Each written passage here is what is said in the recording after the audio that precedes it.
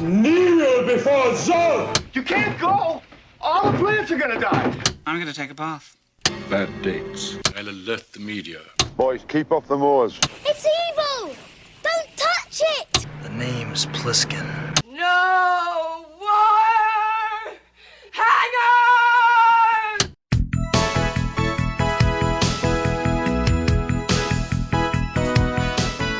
Welcome to Vintage Video, where we're rewatching the 80s so you don't have to. We'll be reviewing every major film release of the 1980s in chronological order, overanalyzing what you've seen and spoiling what you haven't. I'm Patrick O'Reilly. I'm Jesse Bayless. And I'm Richard Wells. And today we're discussing They All Laughed, released November 20th, 1981. It was written by Peter Bogdanovich and Blaine Novak, directed by Bogdanovich, and released by Moon Pictures.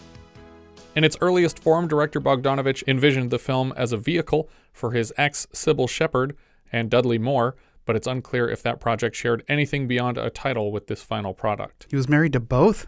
Yes.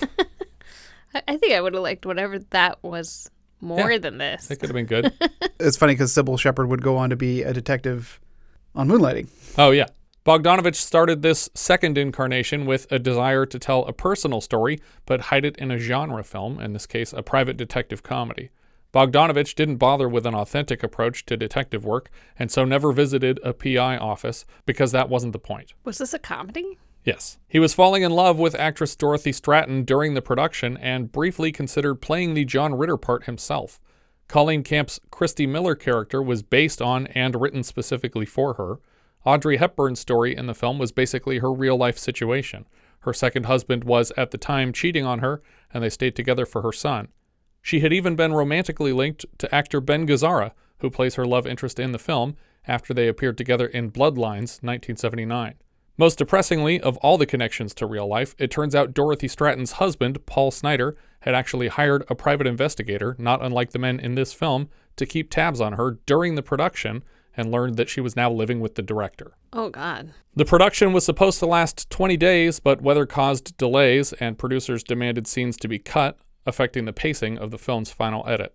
To save money on permits, 10 extras were hired to physically block the camera from the sight of the public at all times. So they just had to crowd around it so you couldn't tell they were filming when they were shooting outside. Huh. The film's major cast were only provided their lines just prior to shooting. An early draft had Christy singing mostly jazz songs, but in the wake of Urban Cowboy, New York City had a short fascination with country music, and Bogdanovich was able to adjust the script on the fly to match it. And he wrote most of the lyrics to these songs, too. I thought country was kind of a weird choice. It was not weird for about 3 months in 1981. And then after that, it was weird again. Immediately after production wrapped, actress Dorothy Stratten, who had struck up a relationship with Bogdanovich, approached her estranged husband, Paul Snyder, to ask for a divorce. She went in person against the advice of friends and associates and found Snyder intoxicated and angry. He used a shotgun to kill Stratten and himself, and their story has been memorialized in the form of Bob Fosse's 1983 film Star 80, starring Mariel Hemingway as Stratten, Eric Roberts as Snyder, and Cliff Robertson as Hugh Hefner. Inspired casting, I thought. And again, by TV movie Death of a Centerfold, the Dorothy Stratten story with Jamie Lee Curtis in the lead. Frank Sinatra granted Bogdanovich rights to his song They All Laughed for only $5,000 because he felt sorry for the director in the wake of Stratton's death. Time Life Films, who had produced the project, collapsed before the film's release thanks to the box office failures of Loving Couples and Fort Apache the Bronx. When the distributor, 20th Century Fox, test marketed the film, the numbers were abysmal and they decided against releasing it. Bogdanovich met with every major studio to pick up distribution, but they all passed on account of the film's tragic backstory. Sorry, I was hung up on the fact that you said that it was Frank Sinatra's song. I guess it was his version that was in here. Yes. It's not his song. Infuriated, Bogdanovich bought the film back with $5 million of his own money, and its eventual small-scale release only earned $1 million back. Bogdanovich has since admitted that self-distributing was a terrible idea, but nobody talked him out of it. He was convinced by very positive reactions from limited engagements, but many chains and venues ditched the film even after a successful start because major studios were dropping their Oscar bait like Reds, and Bogdanovich didn't have the muscle to hold on to the screens. Understandably, he wasn't eager to rush back to work, and it was 4 years before his next film, Mask, would hit theaters. Early in this film's theatrical run, Colleen Camp appeared as herself in WKRP in Cincinnati episode, Love, Exciting and New, promoting the film on the station. Ms. Camp, you're here in the Queen City for the opening of the new Bogdanovich film, are you not? Bogdanovich. Yes, well, whatever. They all laughed. Excuse me? That's the name of the picture. It opens here in Cincinnati on Friday. Before picture, we see a quick title dedicating the film to Dorothy Stratten. The film opens in a cab driven by a woman named Deborah Wilson, who we'll come to know as Sam for no discernible reason. In the back seat, she has Leondopolous, owner of the Odyssey Detective Agency. He already seems disappointed by the ride before she starts smoking, and then he rolls down his window more, so she tosses the cigarette out the window. The taxi skids up to a parking lot right on the water in New York, and he's met by Ben Gazzara as John Russo. John and the cab driver exchange flirtatious glances. John is here to track the wife of a client arriving now by helicopter. They set down on the asphalt, and a man, woman, and son step off the chopper. The woman is Angela Niotes, played by Audrey Hepburn. Leon greets the trio and leads them away to a luxury car, and Sam, the cabbie, pulls up in front of John to tail it. Sam is as confused as I am that Leon is riding in the luxury car with the man, woman, and child, but she affects a bizarre accent when asking about it. Who's your friend with the beard? You on mafia or something? You smoke too much. Doing a lot better. Used to be 3 packs. Your friend with the beard is weird. It's like, I guess it's New Jersey, but she doesn't have a New Jersey accent for the rest of the movie. I think that there's a series of things in this opener that made my understanding of this movie so much more difficult than it needed to be. Because we'll learn this guy runs the detective agency. And they know this woman who's the cab driver. Right. Like, it's not coincidental that she's the cab driver. And I'm like, you don't put a, pretty blonde lady as your cab driver if it wasn't meant to be a character in your movie. Right. But I didn't understand why somebody else was meeting him there, who this guy was to the family that I thought that they ended up trailing. Like, I think Leon is basically posing as like the guy in charge of their security. Okay, sure, security. And so because this guy is like a high-profile rich guy, he has a security team that meets them when they land a helicopter and takes them to their car to get where they're going. And she's not supposed to know that this guy also runs the detective agency that will be following her I around. know that now, but it took me most of the movie to figure this out. Yeah. It does not spell anything out for you. Yeah, that was the most frustrating thing, because you keep thinking that there's some kind of mystery or mischief or bad things are going to happen, but the truth of the matter is the people who know everything already know it. Yeah. They're just keeping it from the audience. Right. And that was very frustrating. Yeah. Sam takes a quick liking to John, but Gazzara is a smooth talker, so it feels pretty natural. He arranges a date with her that night. I don't know what I like better about you. Freckles or freckles? Oh, you are He's interrupted in his advances by the sudden appearance of his 2 young daughters, Stefania and Georgina, played by Bogdanovich's daughters, Antonia and Sashi. He introduces the girls to Sam, and they talk about how much they liked her, in between fighting over Georgina's habit of repeating everything Stefania says. I haven't seen you for 2 days. It's been 2 days, Daddy. Shut up, idiot. Stop repeating everything I say. I'm not. You are. Well, maybe she has the same thought. You keep beating it to it. They admit that sometimes they wish their parents were still together, but then start listing all Dad's girlfriends who they might not have met, because we'll learn over the course of the film that John has excellent taste in women. He walks the girls to school and assures them that he won't spend tonight alone. We cut across town as a show lets out. Blaine Novak as Arthur Brodsky watches the emerging crowd from across the street, and among them, John Ritter as Charles Rutledge looks confused. He seems to have lost whoever he was in charge of following, so Arthur gestures vaguely in a direction to help Charles out. Following the signal, Charles nearly crashes into his target, Dolores Martin, played by Dorothy Stratten. Charles and Arthur follow her together, and Charles makes it very clear that he is falling for their mark. Dolores stops outside the Algonquin for a moment before stepping inside, and the boys follow her in, not super discreetly. Charles is surprised by a waiter looking to take his order. Arthur stands by a wall of payphones announcing the actions of Dolores' boyfriend, who seems to be flirting with a non-Dolores person. Wait, hold on a second, Amy. The gaucho just showed up. Mrs. Martin's boyfriend. He's gotta go with him, I wish I knew. The gaucho, who we'll come to know as Jose, takes a seat with Dolores and apologizes for his tardiness, while Arthur follows the other girl. Arthur bugs her for a cigarette and learns her name is Sylvia. It seems like he actually gets this girl's number before they part ways. Charles watches Dolores and Jose drink glasses of wine with their arms interlocked when his own drink arrives. He takes an absent-minded sip and jams the stirrer up his nose. It's a very slapsticky moment. Yeah, well, John Ritter is great at physical comedy. Yeah, and he's very clumsy and crashing into stuff constantly. Yeah, so this was just like good fun for me to see John Ritter doing his thing. In his element. Later that night, John arrives at a fancy restaurant and watches his target, Angela, from afar while she eats with her son and husband? Yes, it's her husband. He phones Arthur at the Algonquin, and Charles notices Dolores preparing to leave, so he follows her out. He and Arthur grab a cab to follow them. They watch the couple ascend neighboring steps into 2 separate apartments, and it becomes clear that Dolores is cheating on her clean-shaven husband with the bearded Jose next door. We watch her argue with her husband through wide-open windows to the street. Arthur leaves to meet up with Johnny while Charles keeps an eye on the place. This is where they have the bop conversation? I think that's a little bit later. Oh, is it? Yeah.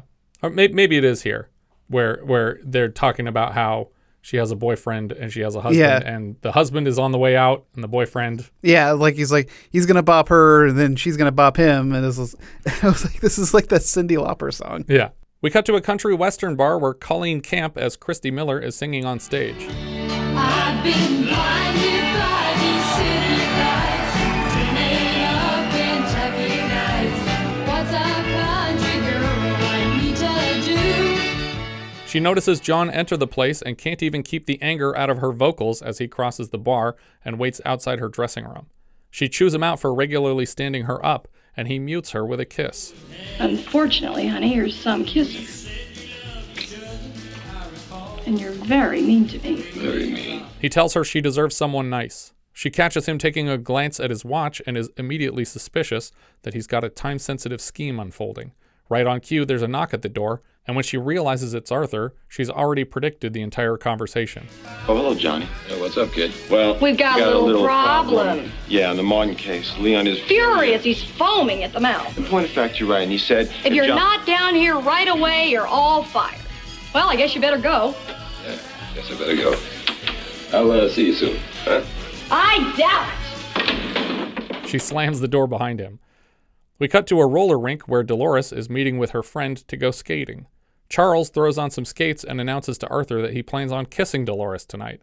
Arthur points out that their client probably wouldn't appreciate that. Arthur does laps around the track collecting new girlfriends. Charles follows behind Dolores, and when she spins to face him, he loses his balance and falls, but she catches him right above the ground. Are you okay? I'm very well, thank you. How are you?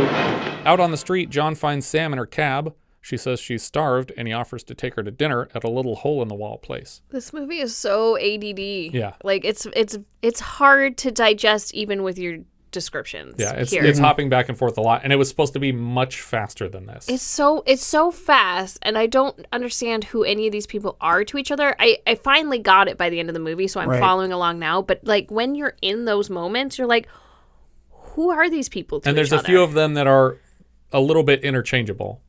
Absolutely. By the time when we went to go see Christy for the first time here in the bar, we've now introduced our third blonde woman in this movie. Yeah. And I'm like, which one is this? I thought it was one of the other two, but it's not. It's a whole. But she sets herself apart over the course of the film. But right away, you're like, who is this on stage? I don't. Right. And so I'm like, oh, I'm supposed to know this. This is one of the girls we already met, or one of the sidekicks of the girls we already met. I don't know. Yeah. So it's very frustrating.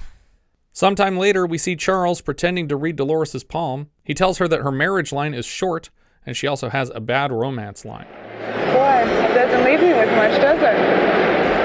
Well, now, I don't know. There's something new right here. It's very promising. You see this line? It goes on forever. Maybe that's my skating line. Your skating line? No, that's your true passion line. He asks if she's getting divorced just before Jose shows up at the door, and he quickly relays his phone number as she skates away to the man. He can't even get his skates off to follow them away. One of Arthur's girlfriends seems to be leaving with Dolores and Jose, so he follows them out. Charles follows as closely as he can, but he still can't get that last skate off, and they dive into a cab where Arthur has to literally cut the laces off to free his friend's foot. I think it's also more confusing. The little things that I think I know, they contradict in the film. So I think they're private investigators. We haven't really fully established that yet, where, you know, we understand that more later when they actually go into the office and we figure that out. Yeah. But the fact that they're all conversing with the people that they're supposed to be watching. It seems very counterintuitive. Makes it seem like, well, you're not being professional. I don't understand what is happening here. Are you investigating her for yourself, or are you being paid to do this? I don't know what's happening. If you started the movie Chinatown or The Maltese Falcon or The Big Sleep in the middle of the case, and you had no idea who these players are as they're coming in and out, but everyone else seems to know what they're doing and who these people are, it would be very frustrating. Yeah. You open a detective story, which is what this is supposed to be disguised as. Yeah. With You're them supposed to have getting the person the case. walks into the room and says, here's what I need you to do. Yeah. And so we start to follow. Now, you can still do it this way, but we need to be led in a little bit more. Yeah. We're so shut out till almost the end of Act 3, where I get it. But this whole movie has been very frustrating.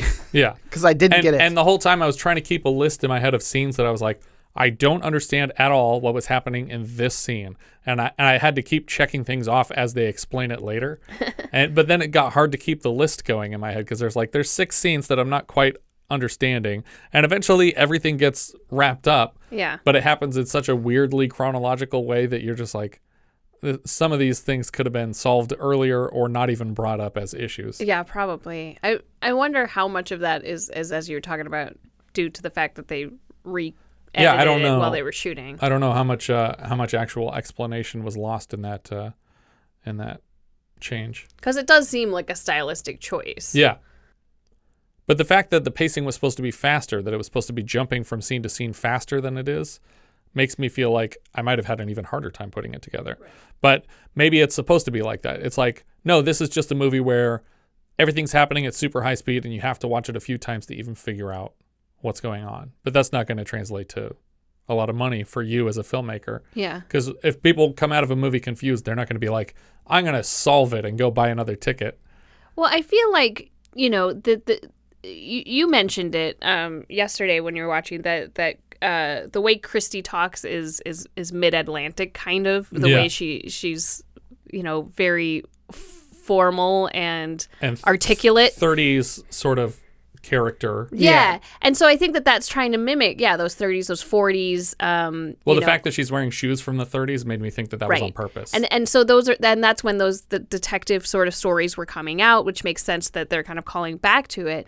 But I think that those fast talking movies were only fast in their talking. They were not fast in the way that they were cut or the way that the stories were put together. Yeah. They were actually very slow to unfold. Yeah.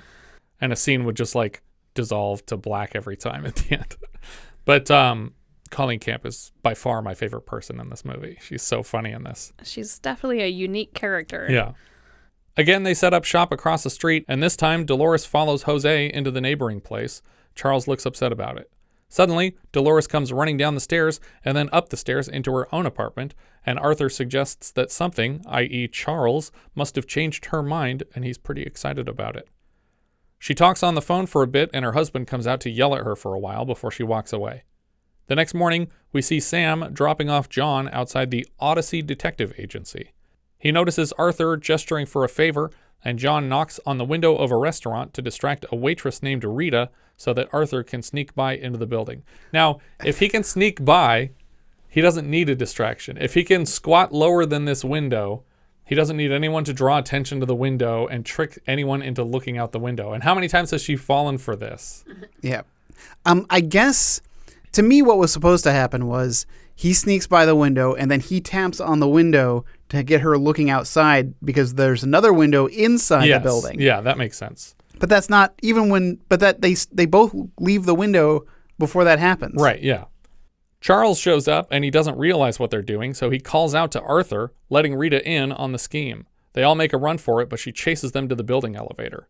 Just outside their offices, Arthur and Charles confess that they've made inappropriate personal contact with their target, and he suggests that Charles locate a beard so that he can get closer without giving himself away.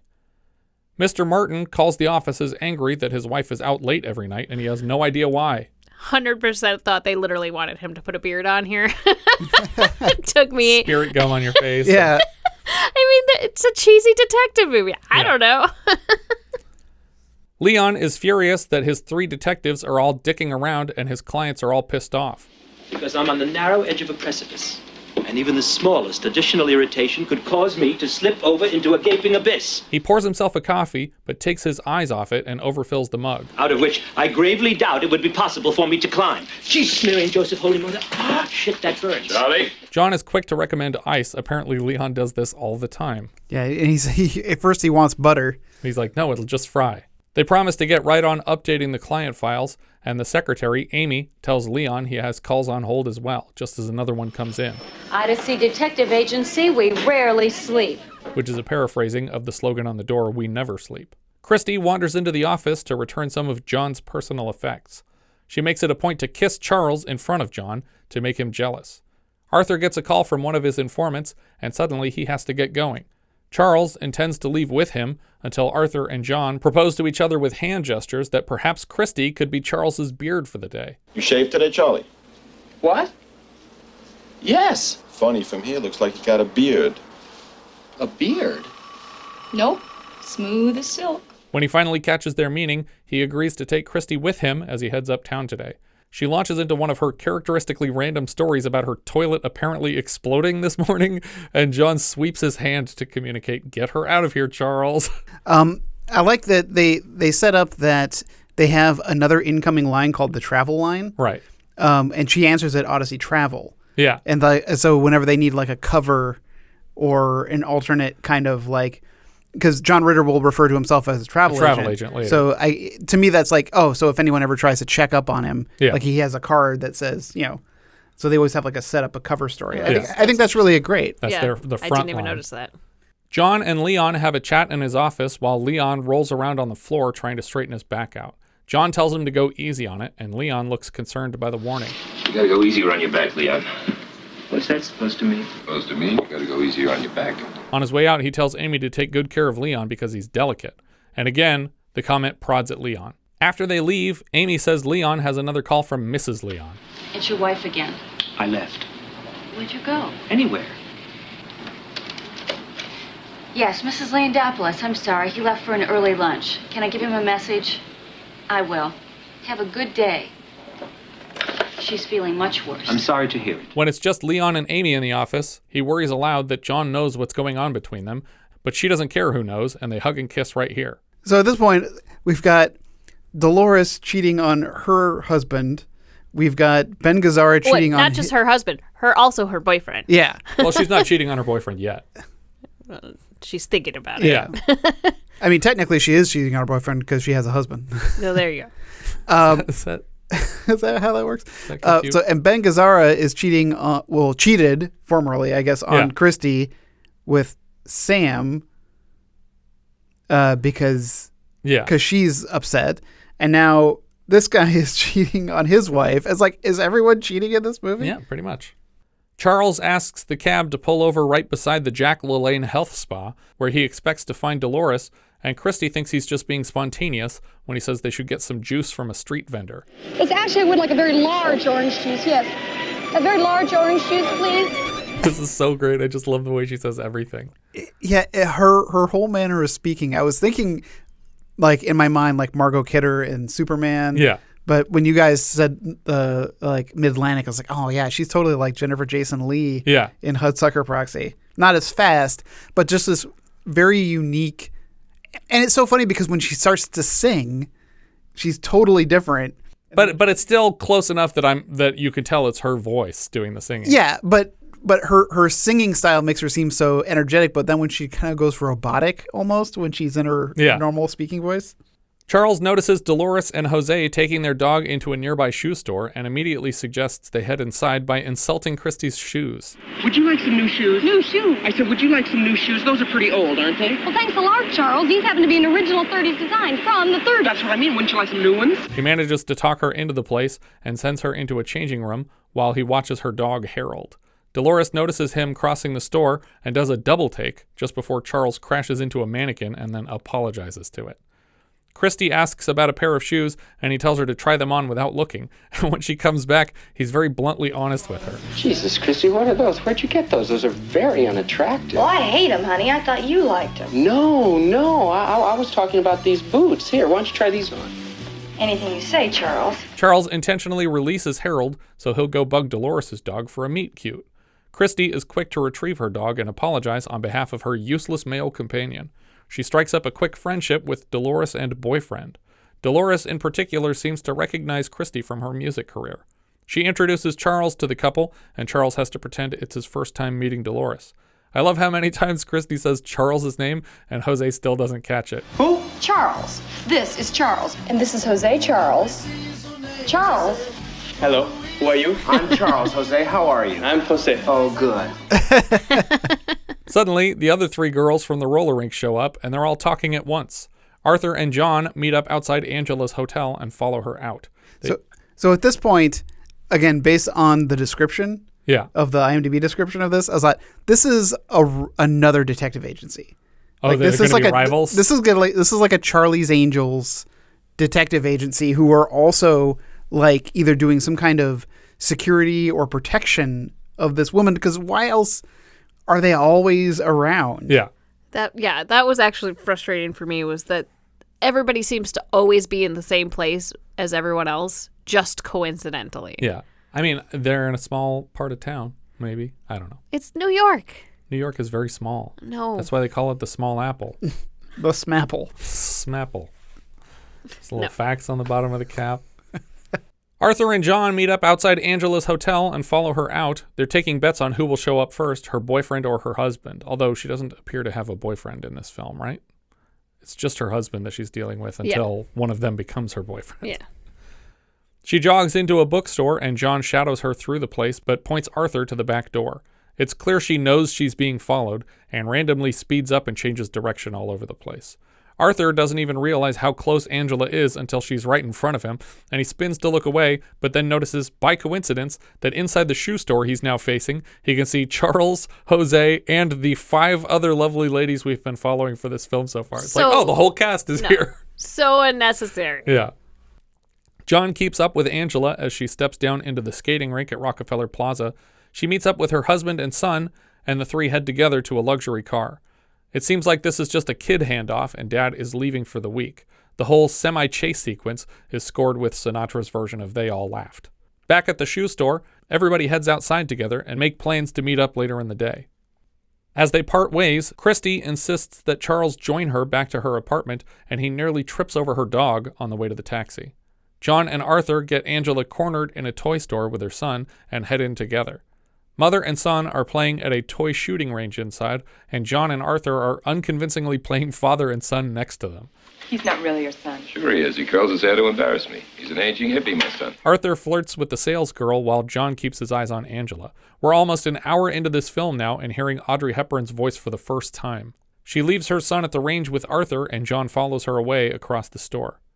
She holds up a penguin puppet and warns him that her husband often pays men to follow her around. Please, my husband has me followed. Yeah, I know. He slips her his business card. I'm following you. This is definitely not how you're supposed to do this. Yeah. Well, and if she knows that people are following her on a regular basis, then why is she acting so like, uh-oh, there's somebody following me?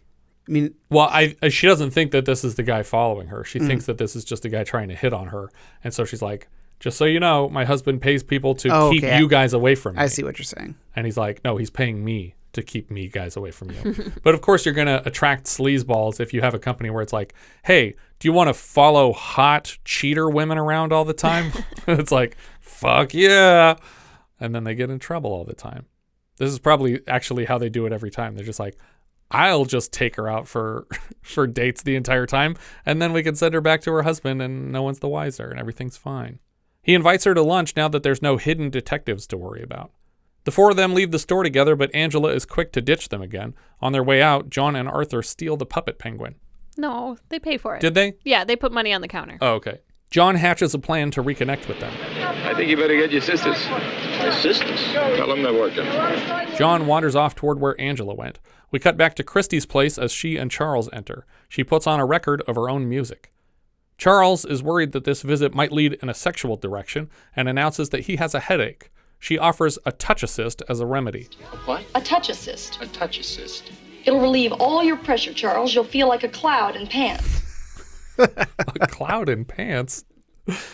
She walks into her room to show off her terrace, which is not a terrace. That's not a terrace, Christy. That's a ledge. No, really, Charles, come on. No, Christy, don't.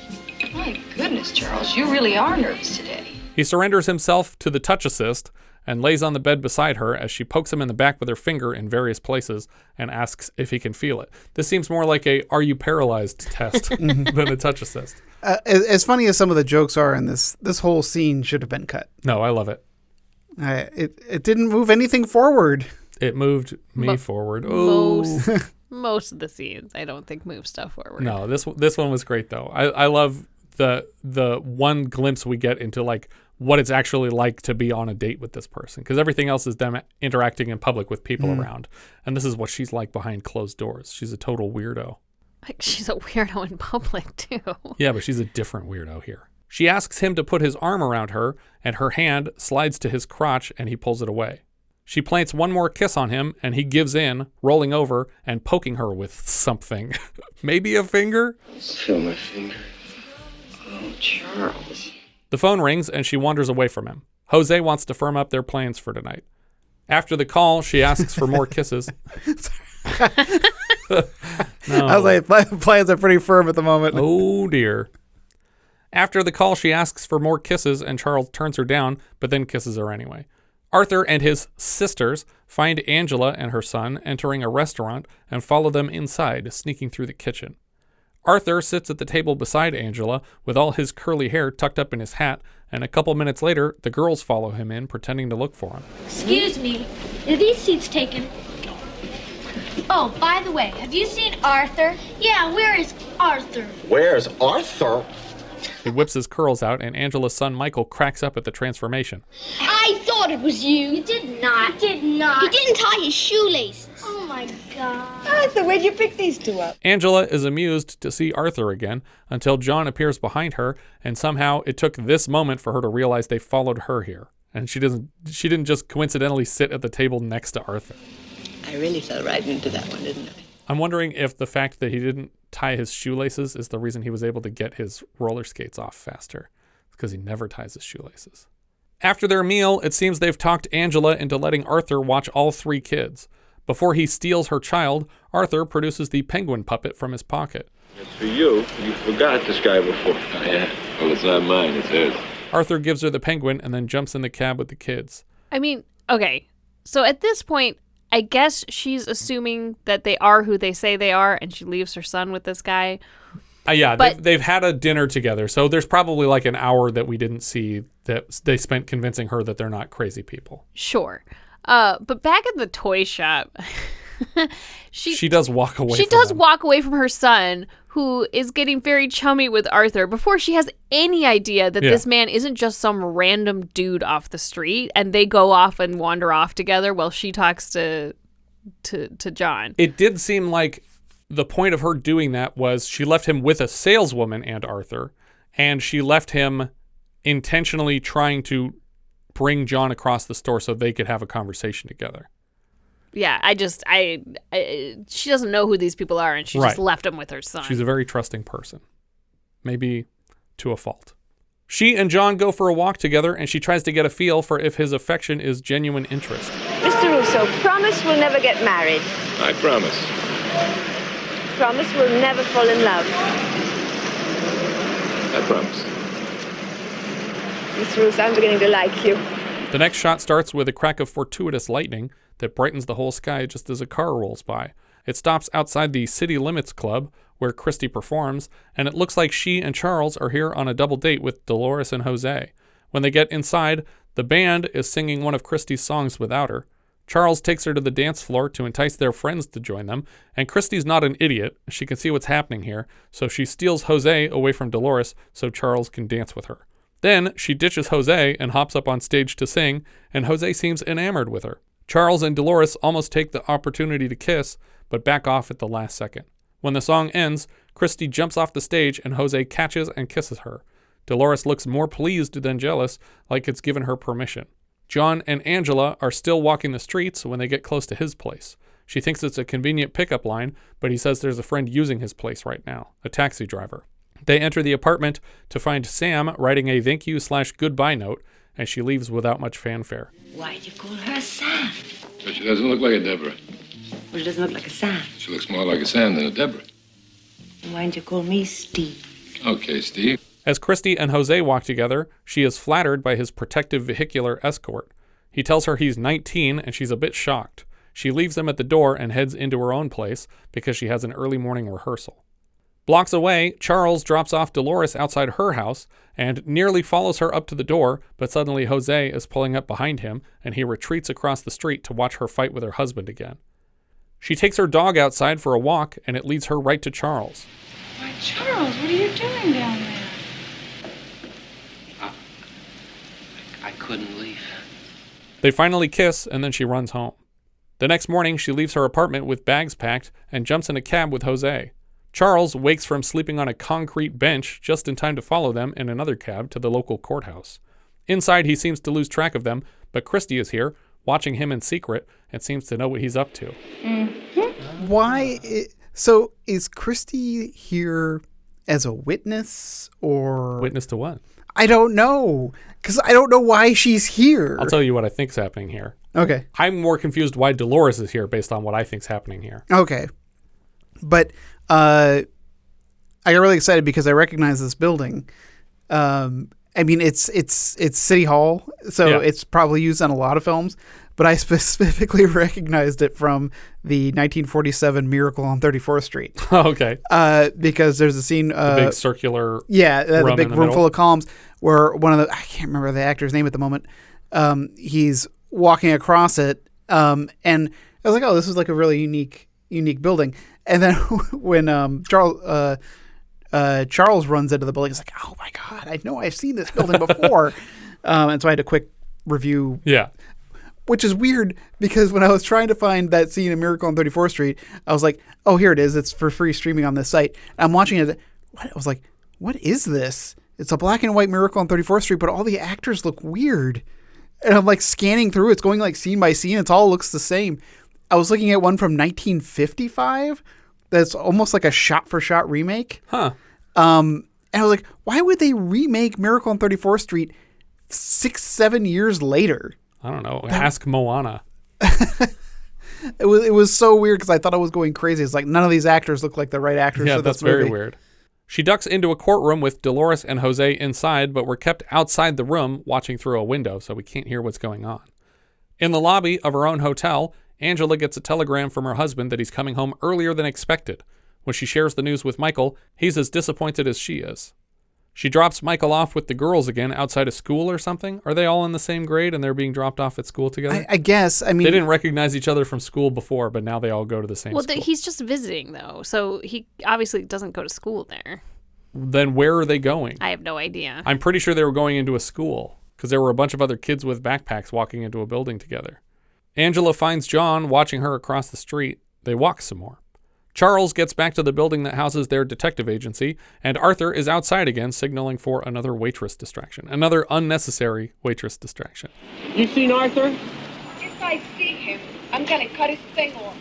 Okay, I'll tell him. Arthur crawls by in clear view of the angry waitress. She's literally like up against the window looking at him. John and Angela show up outside the building as well, and John ducks inside for what he promises will be a quick visit. Angela starts to cross the street, and suddenly Sam shows up and parks to chase her down on foot. Angela! Hey, Angela! This is the only part that kind of confused me, because they greet each other with a peck on the cheek like they're old buddies that have known each other for a long time. It's like, no, you had one like awkward encounter last night where you traded places in John's apartment, and that was it. You're not like best buds. I don't know what's going on here. And I was like, is there more to their relationship than we knew before? But there's not.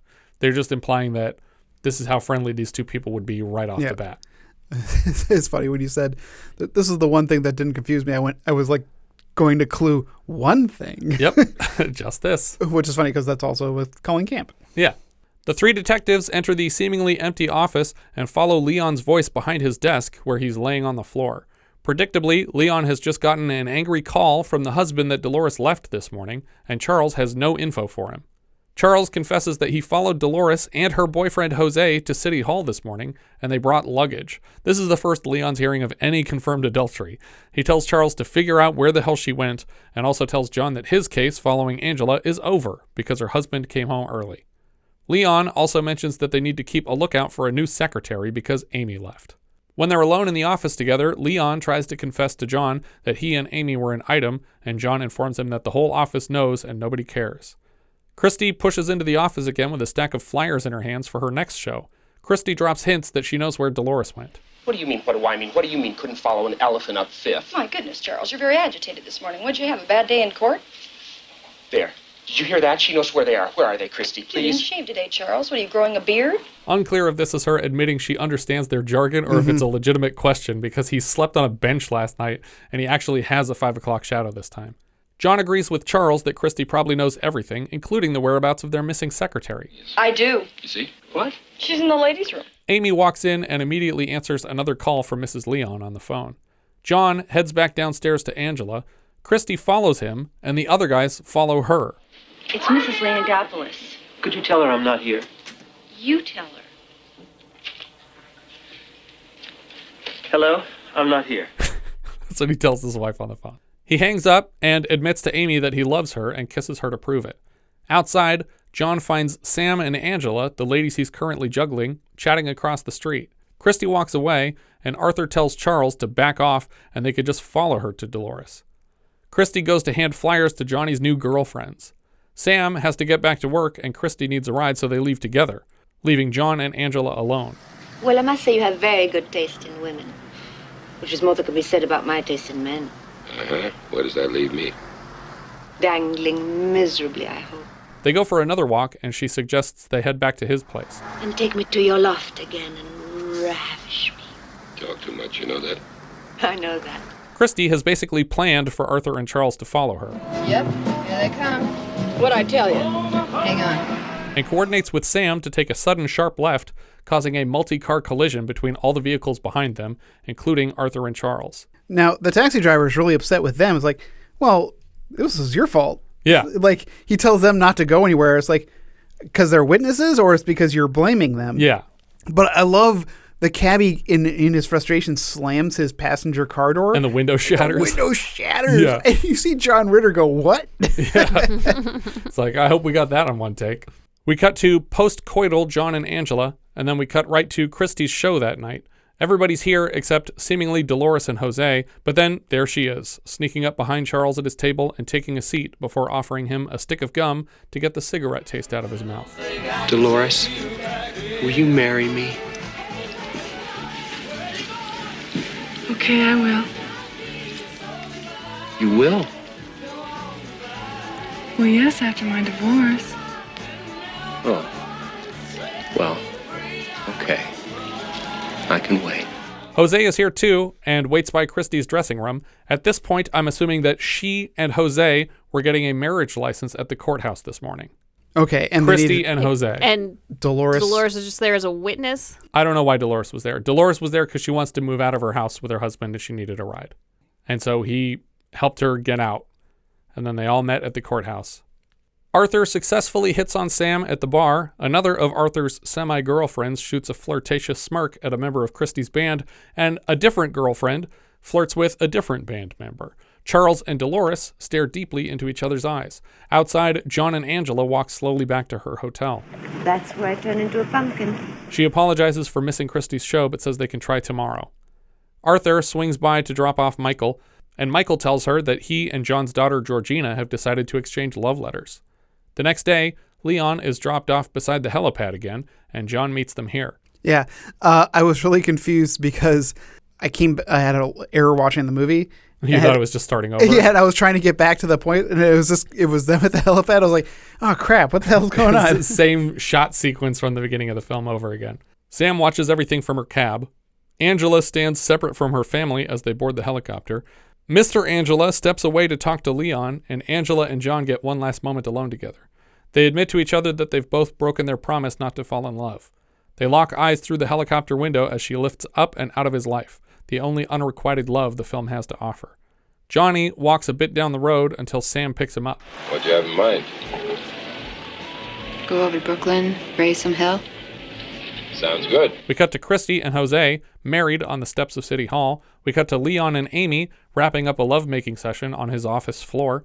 Arthur's 4 competing girlfriends surround him with murder weapons until he wakes up in bed beside Rita. Charles and Dolores take off their glasses to kiss, but then their glasses get all tangled up together and they laugh about it. They all laughed. John rides in Sam's passenger seat, reflecting on his week with Angela, and the credits roll over her helicopter disappearing on the horizon. The end. Woof. They all laughed. They all laughed. They did, guys. I didn't. You didn't laugh? I had some chuckles. I think Colleen Camp saves this movie for me. I mean, obviously, Ritter's a lot of fun, and Ben Gazzara's I had no problem with any of the acting. Actually, whatsoever. yeah, the whole cast is wonderful. The acting was fine. The people in this movie are fine. The pacing and the writing choices, like, it was so frustrating. You know, when I watch a movie, I don't want to have to work this hard to try to understand what's happening when it's not supposed to be. It's not like a complex issue I'm trying to figure out in the movie. It's literally the plot.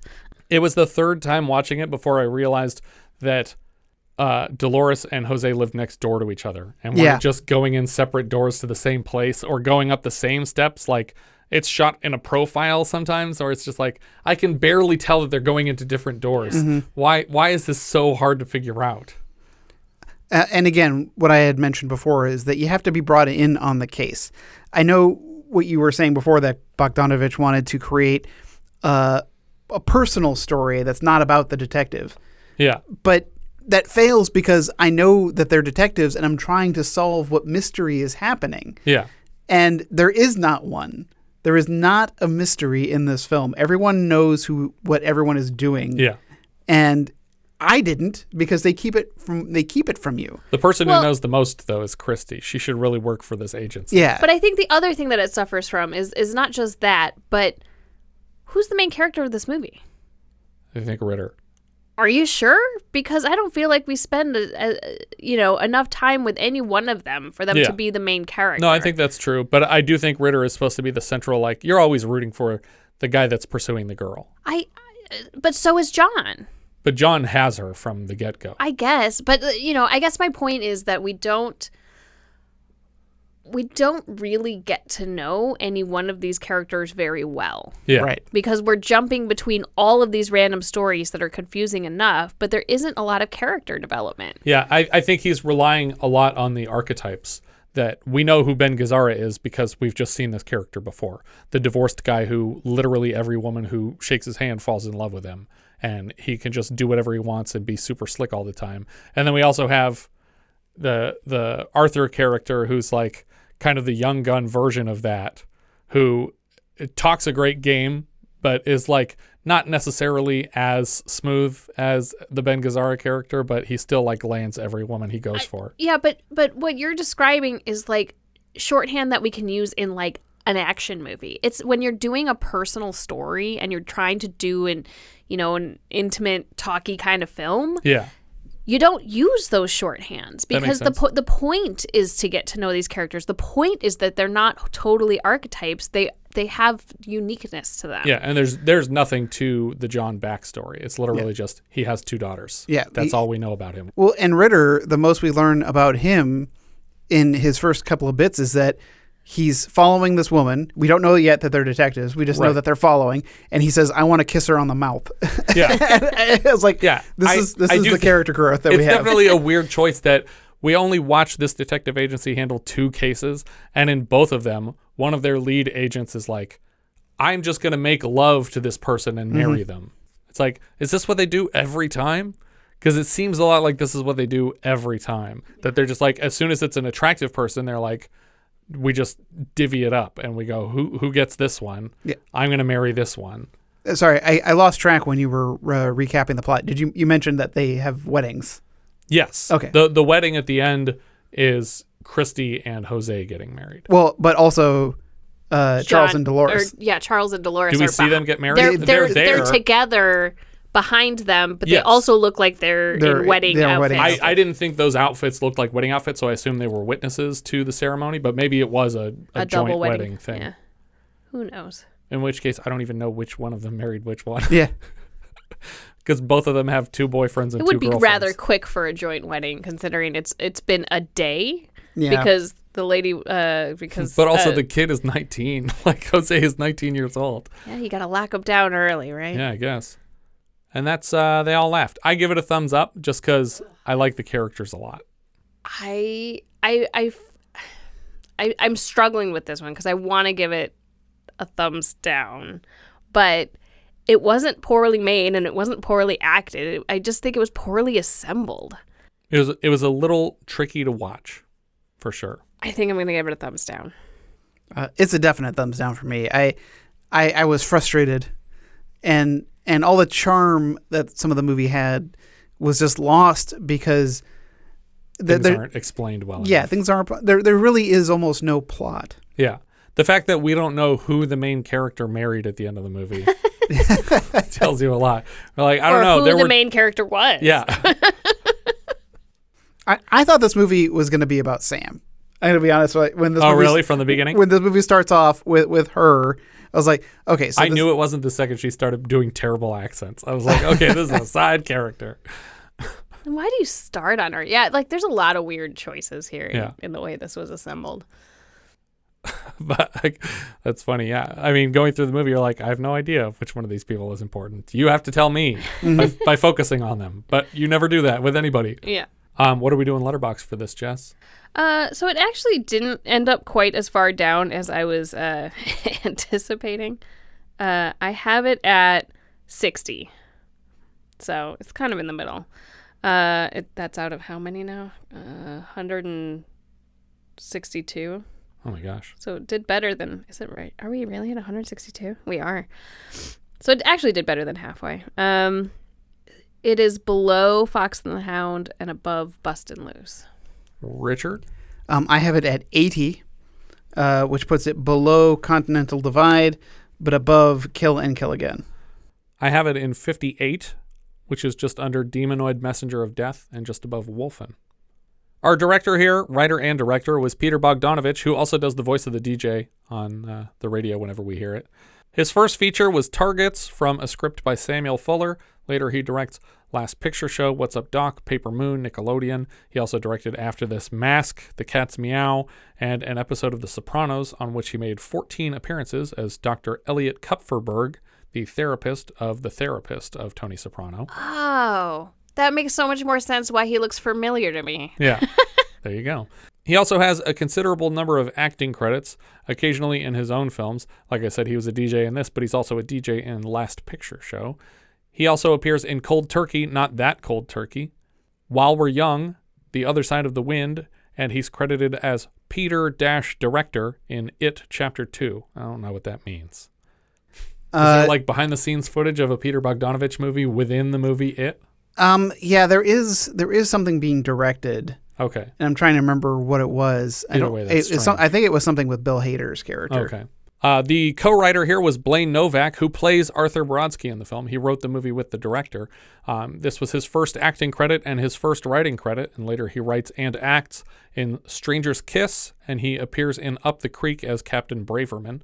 The cinematographer here was Robbie Mueller. He's a DP so far on the show for Honeysuckle Rose, and later he lights Repo Man, Paris, Texas, Down by Law, Barfly, Ghost Dog, Way of the Samurai, 24-Hour Party People, and Coffee and Cigarettes. A lot of Jarmusch in there. Editor here was William C. Carruth, who also cut Nickelodeon and Caddyshack, and the other editor was Scott Vickery. This was his first editing credit, and he later cuts Invasion USA, and then mostly television, so Law and Order, Ghost Whisperer, Fringe, The Good Wife. Audrey Hepburn played Angela Niotes. She was Princess Anne in Roman Holiday, Sabrina in Sabrina, Funny Face in Funny Face, Holly Golightly in Breakfast at Tiffany's. Later she's in Charade, My Fair Lady, and her only film after this was Spielberg's Always, in which she plays a sort of godlike character named Hap, who cuts your hair after you die. Yeah. I remember someone asked me once what my favorite film representation of God was, or what I hoped God would be when I got there. I was like, I just want Audrey Hepburn to sit down and cut my hair. That's what I want. Bogdanovich has described this film as a modern-day Roman holiday, hence the casting of Hepburn. This was her last time with top billing, though, because she's a lower billed on Always. Ben Gazzara was John Russo. He's in Anatomy of a Murder, Husbands, The Neptune Factor, The Killing of a Chinese Bookie, Inchon. He's Brad Wesley in Roadhouse, Jackie Treehorn in The Big Lebowski, and Jimmy Brown, father of Billy Brown, in Buffalo 66.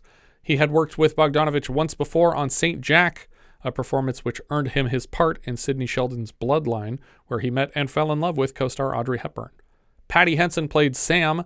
Before this, she was in Rich Kids, and after this, she was in Hard to Hold, and that's basically it, because 2 years after this film, she was married to Keith Richards, and they are still together today. Taxi Driver. John Ritter played Charles Rutledge. He jumped to superstardom as Jack Tripper in 172 episodes of Three's Company. We've seen him so far in Hero at Large and Holy Moses. Later, he's the dad in the Problem Child films. At the time of his sudden death by heart attack, he was starring as the father on 8 Simple Rules for Dating My Teenage Daughter, or I guess it had changed to 8 Simple Rules by then. His son is Jason Ritter, who is also an actor and voice actor who I first connect to Gravity Falls as the voice of Dipper Pines.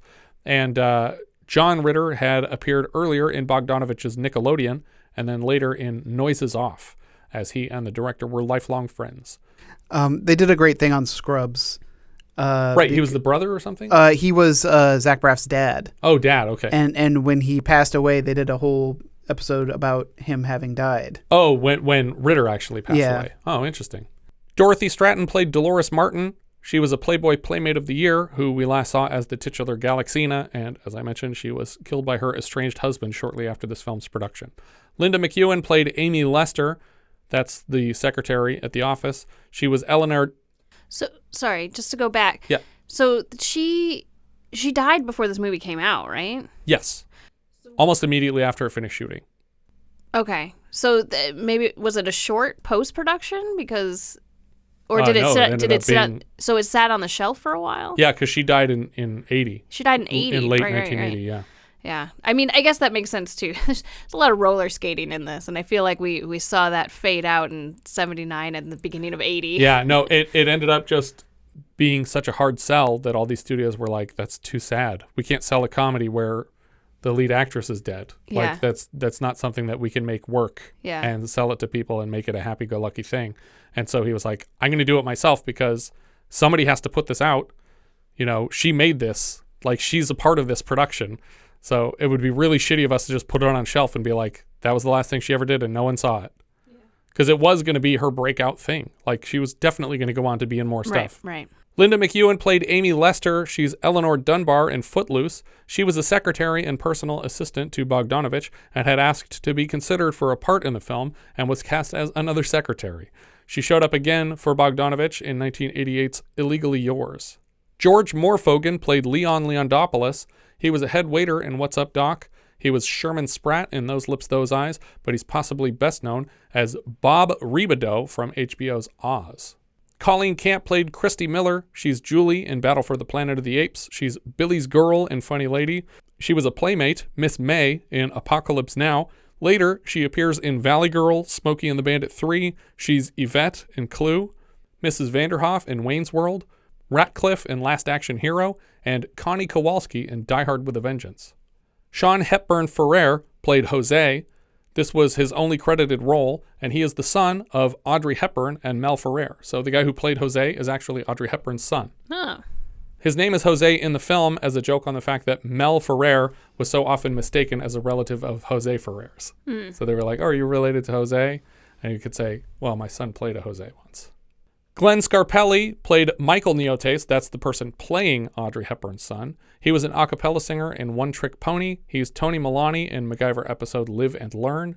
He's also apparently in the Gregory Brothers TV movie, but I don't know if that even officially aired anywhere. But the Gregory Brothers put together a TV movie. It's directed by Peyton Reed.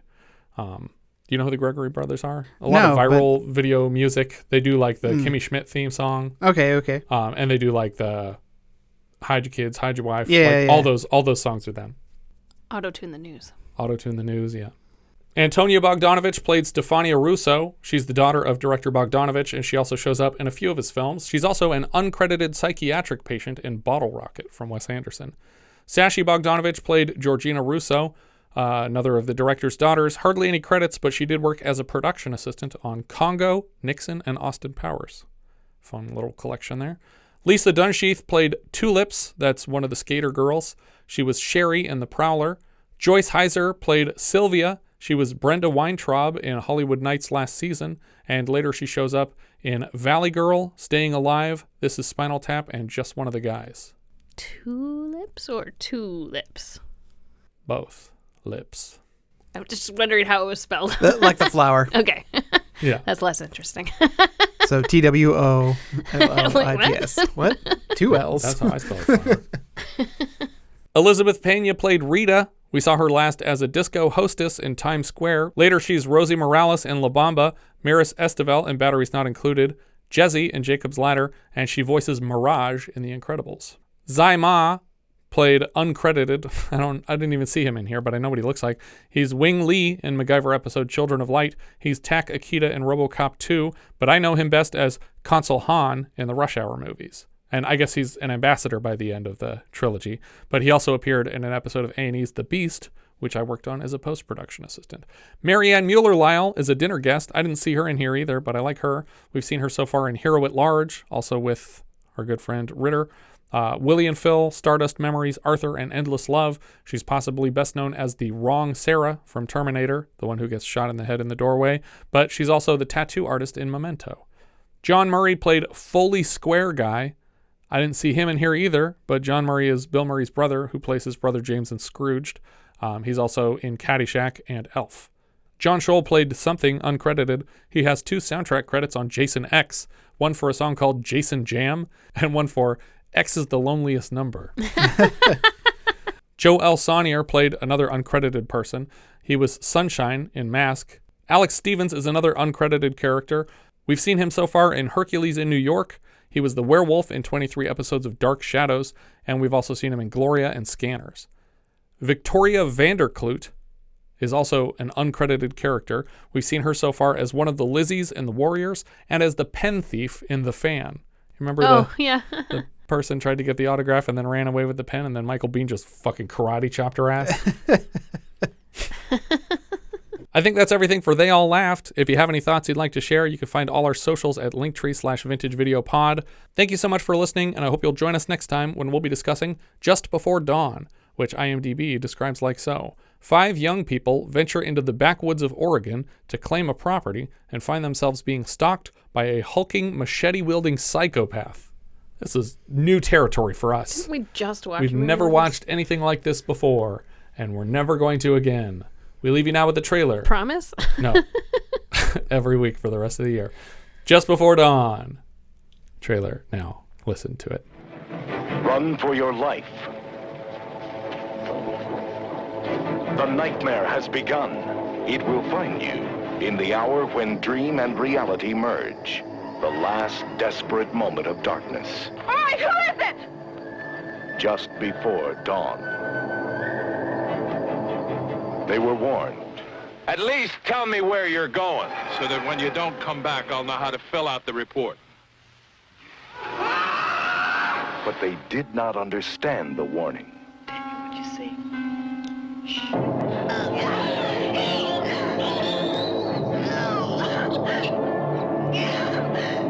They came to the mountain for adventure and escape. What they found was a trial which only the strongest could survive. How could they know that beneath the awesome beauty of nature lay violence, danger, and death?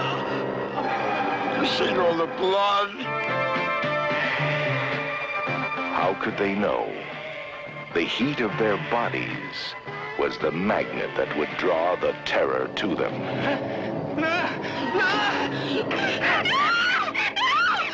No more devils. No more nothing out there. Just a God's little creature. You saw them kids? I seen him. Jump up like I see your kid. I got a good mind to just let them have their due. Just before dawn comes horror. Just before dawn comes death. Rated R.